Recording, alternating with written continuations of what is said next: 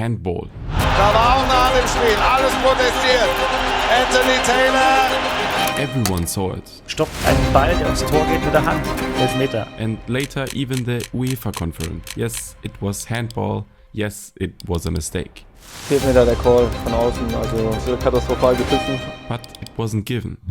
And that's exactly why. This isn't just about a penalty. It's about something much bigger. Because in this moment, it wasn't just a whistle that was missing, but 10 years of hope, doubt and pain colliding. So, what really happened here? Summer 2024. Germany is hosting the European Championship for the first time since 2006, another home tournament. But this time it feels different. The stadiums are full, fan zones too, people are watching together again. Public viewing, jerseys, flags. But it's not that light, euphoric, summer fairy tale feeling like back then. It's more of a cautious, okay, but can we really trust this team? And still, Germany is in the quarterfinals for the first time since 2016. A knockout game that actually smells like big football again. Honestly, no one would have guaranteed that a few months earlier. And that's why the question is, how did we even get here? How did the team that became world champion in 2014 become the team that has to fight for recognition again in 2024? Many say that German football hasn't been the same since 2014, that something broke in the team and the federation with the fans. But is that really true? Or do we just feel that way because we're not winning titles anymore? So let's look, not at headlines, at numbers. Back then, before everything falls apart, the World Cup looked very different. From 2006 to 2014, Germany was a machine. Every Euros, every World Cup, at least the semi-finals. And that's not just pretty good, that's dominance. The win rate at major tournaments was around 60%. That means 6 out of 10 games victory. And then comes 2014, World Champions, the peak. The moment where you think now a golden era begins. But right here, the decline begins. Now it gets interesting. What happens after 2014? The win rate of the national team drops from around 60% to just 44%. And at World Cups, even lower, about 33%. So, you used to win 2 out of 3 games, today only every third. That's not a small difference, that's a completely different identity. And yes, it's historic. 2018, group stage exit at the World Cup. Never happened before. 2022, another group stage exit, 2 times in a row. No other World Cup winning team in history has ever fallen like that. But the real proof comes from outside, from the FIFA rankings. After the 2014 title, Germany was number 1 in the world. 8 years later, rank 16, the highest fall in Germany's history. That means not only were the results bad, the world no longer saw this team as elite, not as a tournament team, but as normal. And then perhaps the most drastic decline of all, defense. Many say it didn't just feel real anymore, but is that just nostalgia or can you actually show it? You can.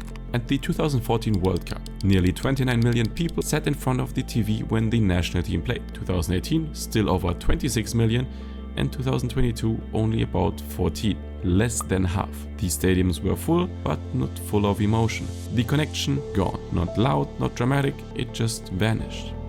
And exactly here, at this low point, begins the story of 2024.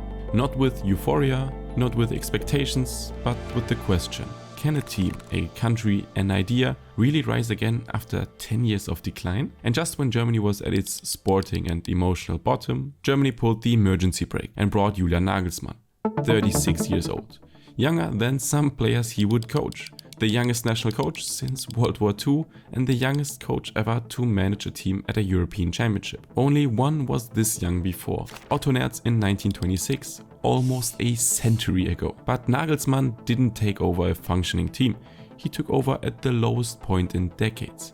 Before him stood Hansi Flick on the sideline. 25 games, 12 wins, a win rate of 48%. Under him, Germany more often did not win than won. In the entire history of Germany, only one coach had an even worse record. Erich Ribbeck, 1998 to 2000. 24 games, only 10 wins, a rate of 41.7%. And anyone who remembers that knows that's the name people did want to hear again for a long time. Germany was exactly there again, close to Ribbeck level. And exactly in this moment comes Nagelsmann. Not a caretaker, no, not let's try something different, but someone who says, if we mean this seriously, we have to take a risk. And in the middle of this chaos, in a national team without direction, without leadership, Nagelsmann makes a decision that no one understands at first. He calls Toni Kroos, a player who was actually gone, world champion 2014, 6-time Champions League winner, and someone who said, I will not play for Germany again. So why bring back someone who had already chosen his farewell? Why not rely on the future, Musiala, Wirtz, Havertz, all those young faces? Because in this team there was no one left who could control the game again. Kroos didn't come back because he had to, he came back because the national coach needed him. And the crazy thing is, he wasn't some veteran brought back out of nostalgia, he was, at 34, the best midfielder in the world.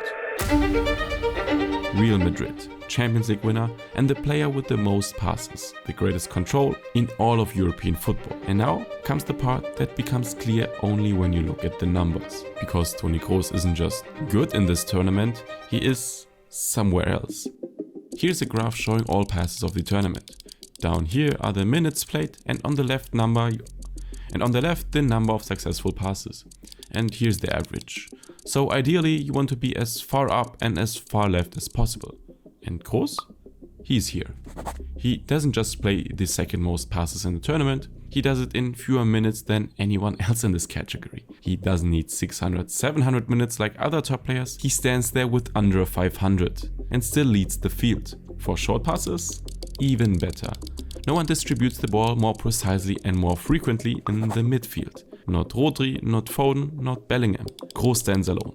But the really absurd part is this: progressive distance. That measures how many meters a player moves the ball forward through passes that truly advance the game. Toni Kroos is here, the third highest distance and the only one under 500 minutes. But the absurd part comes now. Let's take out the goalkeepers, who naturally have an advantage with their long balls. Then Kroos is completely alone.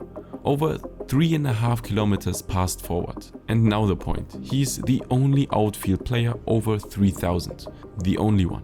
All others far below, he alone far above. Not slightly better, but statistically in another league. This is not normal possession. This is complete game control. That's why Nagelsmann brings him back.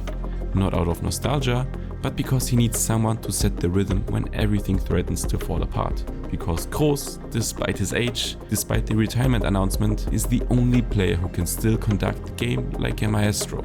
And this is his last tournament, his last Euros. Suddenly, two football worlds stood side by side. On one side, the old faces, Kroos, Müller, Neuer, men who have won everything and know this is their last chance. On the other side, Musiala, Wirtz, young, playful, fearless. Players who don't see the end of their career, but the beginning. And this combination changed what had been missing for years in Germany. People started to care again, not about a result, but about a team. Public viewing was back, streets with flags, kids with Musiala jerseys. Not because everyone believed Germany would surely become European champion, but because this team finally felt like a team again. And that's not just a romantic feeling, you can measure it. Among the 10 most valuable football players in the world, by market value, 2 are German. Jamal Musiala 140 million euros, Florian Wirtz 130 million euros.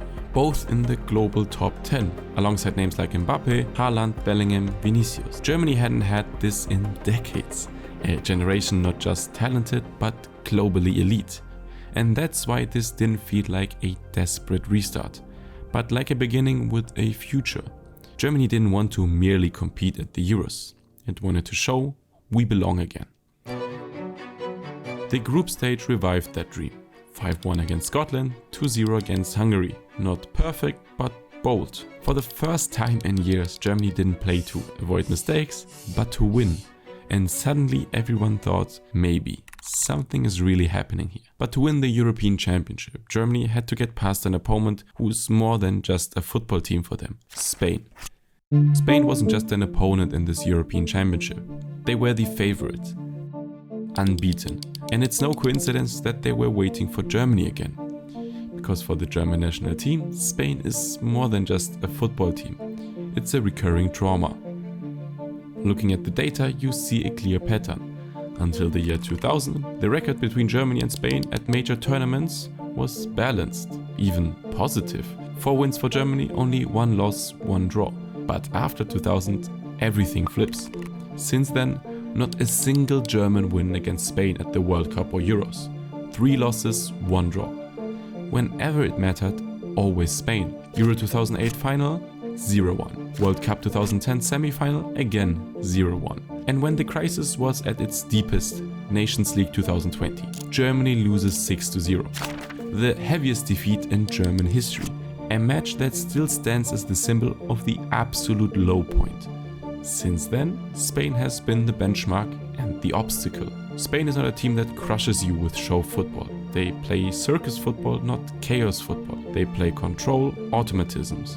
Germany, on the other hand, comes with something Spain doesn't have: emotion, risk. The idea that they can be part of the world elite again. They play more boldly, more directly, not just accepting the ball but wanting it. But Spain isn't impressed by that, because this story, resurgence, emotion, hope, plays in German minds, not in Spanish ones. And it wasn't classic David versus Goliath, it was something much more interesting. A Germany that finally breathes again. Against the very team that has shown them for the last 15 years how far the road to the title really is. And the longer the game went on, the clearer it became. For some on the pitch, this is the last dance. For others, the first truly big test. Not a normal quarterfinal, but a point where one generation ends and another has to prove it's ready to begin. Before we talk about goals or tactics, you have to understand what was really at stake in this match. It wasn't just about who reaches the semifinals. Toni Kroos, the last tournament of his career. No comeback, no one more season with Real Madrid. If he loses here, one of the greatest German careers ends. Without applause, without a trophy, without a final. Just with a final whistle. He put this shirt on again. Not for himself, but because he knew Germany needed someone to control the game. But also means he carries the risk that his last match won't become a monument, but a what could have been. Julian Nagelsmann, 36, the youngest national coach in nearly 100 years. If he wins, he's the man who revived Germany. If he fails, he's not the tactical visionary people said he was. Then he's the guy who was fired at Bayern and failed with the national team as well. You don't get many chances to convince a country. This was his first, maybe his last. And then Musiala and Wirtz, the future. 21 and 20 years old, both among the 10 most valuable players in the world. Everyone talks about their talent, but talent doesn't make legends. You don't become immortal because you can dribble well, but because you can deliver in exactly these games. When pressure, history and expectations hit you all at once. Will they be the faces of a new era? Or will they remain what Germany has had too often in recent years? Huge talent.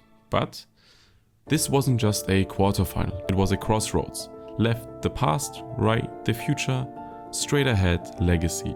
And from minute 50 onward, this became visible.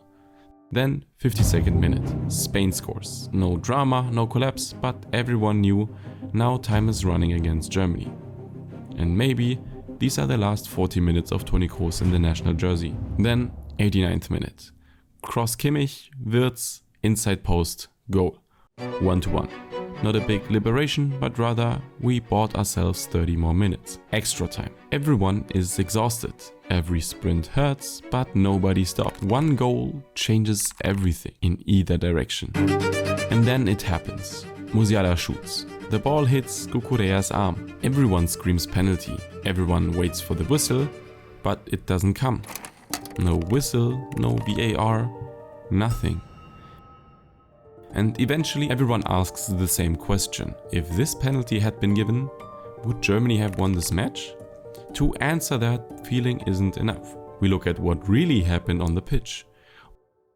Germany had the better chances. Expected goals, Spain 1.4, Germany 2.1. That means statistically they should have scored almost a full goal more. More dangerous actions, more depth in their play, more progressive passes forward. Over 3,600 meters, more than any other team in the tournament. Germany didn't play reactively, they played actively. They wanted to win the game. And the numbers show that. And then comes the decisive point.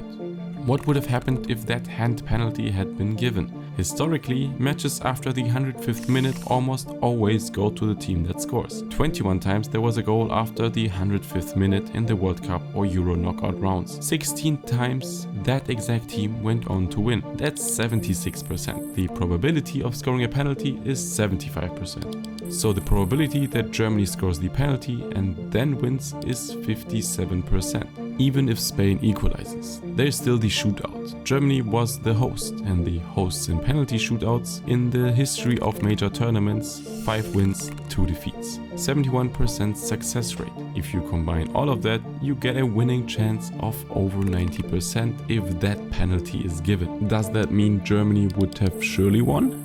No. Football is football, but the numbers say they were closer than Spain. In the end, there was no trophy, no fireworks, no 2006-style summer fairy tale. What remains is not a title, but a moment, an arm in the penalty area, and the feeling that you didn't just lose, but that something slipped away that should have been yours. And maybe that's the hardest part. Germany was close, statistically in play, emotionally, and still only silence remains. For Kroos, Müller, Neuer, it ends without a stage. No trophy in hand, no farewell in gold. They leave quietly, but they leave no void. They leave a spark. And that spark is now with those who remain. With Musiala, with Wirtz. With a generation that no longer plays just to please, but now knows what injustice feels like and what you can do with it. This wasn't a happy end, but it's also not an empty end. It was that rare moment in sports where a story doesn't end with a trophy, but with a mission. But maybe, just maybe, it was the beginning of something much bigger. Do you think Germany would have won if the penalty was given? Leave your opinion in the comments below. If you enjoyed the video and want to see more videos like this, leave a like and make sure to subscribe to this channel. Ciao and see you next time.